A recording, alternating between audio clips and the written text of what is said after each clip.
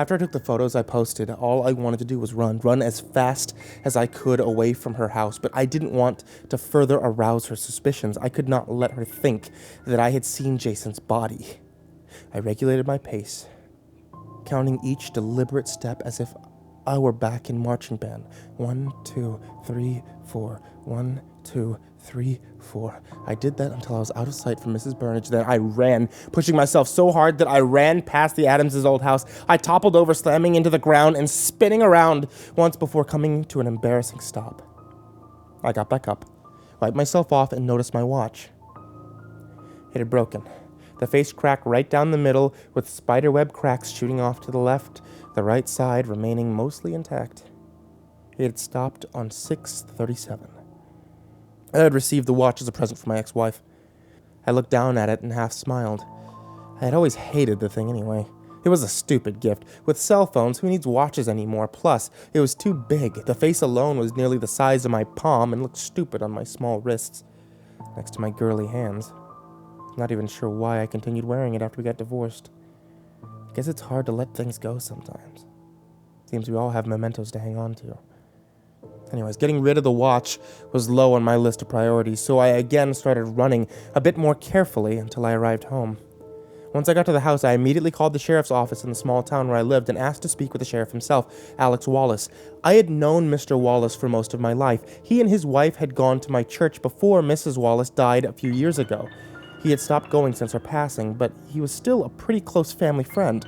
When the secretary transferred me to him, relief spread through me. A cool, tingling sensation started on my head, down my neck, and emanating out, pushing away the fear and anxiety I'd been feeling. I hurriedly proceeded to tell him the Reader's Digest version of what I've already told you. He listened to me carefully, and he assured me that he would get it taken care of. He told me that he needed me to prepare a written statement and send it to his email along with the photos I took. He said that because this case was so high priority and had been a thorn in his department's side for so long, he wanted to make sure everything was done right. He said he'd handle it personally and was on his way to their house. I asked him if I needed to go down to the station to make an official statement. He said that wouldn't be necessary because he was going to need all his staff on the field. He said the emailed statements and photos would suffice.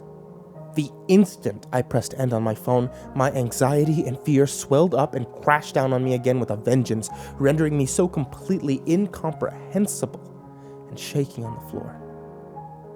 I wept. I wept for Jason, imagining what horrors he went through. Had he sought kind refuge at the Burnage's house when he ran away from home? How long did they keep him alive before they killed him and preserved his body?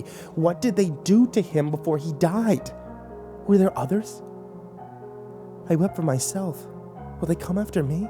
What if it had been me instead of Jason? Did Mrs. Burnage notice me taking the pictures? These thoughts raced through my head and seemed to be connected only to my tear ducts and throat, as all I could do was wail and cry, my tears pooling on the cool tiles.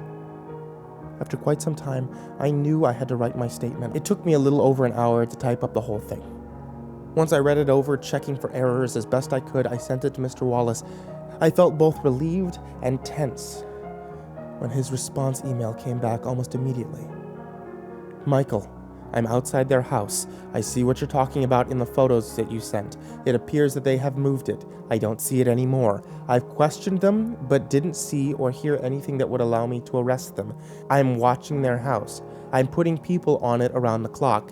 Don't worry about a thing. Do not leave your house. You'll be safe there. Let me know if you need anything or if you go anywhere else. Thank you. Alex. I couldn't understand why he didn't want me to leave the house. But he was a professional and had to know what's best. Maybe he wanted to make sure that he or another officer were near me at all times to ensure safety or ask me questions if needed. Anyway, I needed to relieve some stress, and writing has always helped me relax and get my feelings out. So I decided to go ahead and edit my written police statement slightly and post it to Reddit. That was around 10:30 p.m. Writing and reading the comments helped me feel that I wasn't alone and gave me some relief. I was even able to get a bit of sleep until I woke up around 4:30 a.m. I thought that it was odd that I hadn't seen the police yet, nor had I heard sirens. I figured with something like this, they would keep me posted. I checked my email and phone, and still nothing new from Mr. Wallace. I checked Reddit for any advice that anyone had, and commented to de-stress. I responded to an update request from Danny1 as I considered what I was going to do. He asked me if there had been any arrests yet, and I responded apparently not yet, and it's 4:52 a.m. now and I can't sleep. I've been listening for sirens, but so far nothing. I thought to myself again why they hadn't done more on the case yet. I continued, doubt creeping in. Maybe the police don't believe me. I sent them the photos. They are all I had. And as I was typing that, my heart leapt out of my chest and I jumped because the dog started barking out of my bedroom window. I went over to confront him, but then I looked at what he was seeing. If I were a dog, I'd have barked too. Instead, my mouth went dry and I started sweating. Outside on my driveway, I saw 2, maybe 3 figures.